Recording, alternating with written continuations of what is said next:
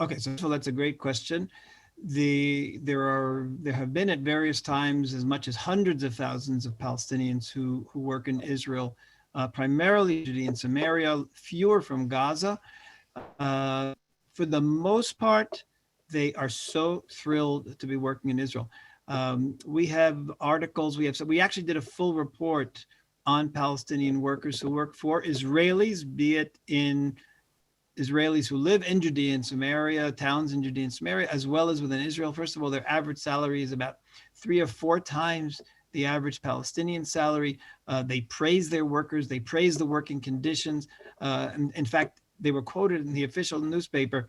Anytime a Palestinian has the opportunity to work for an Israeli, he will quit his job with a Palestinian, and then he will go and work for the Israeli. They interviewed a lawyer, Palestinian lawyer who fights for Palestinian workers' rights on Palestinian TV. And you can see this video on our website.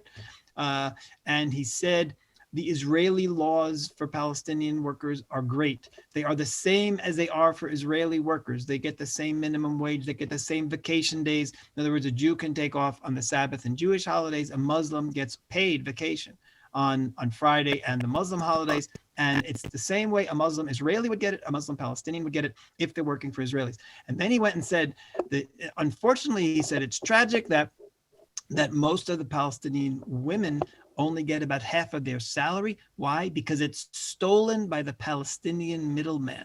Very often there's a middleman who actually finds the employment and they end up stealing. But all he had was good things to say. And again, this is a Palestinian lawyer on Palestinian TV.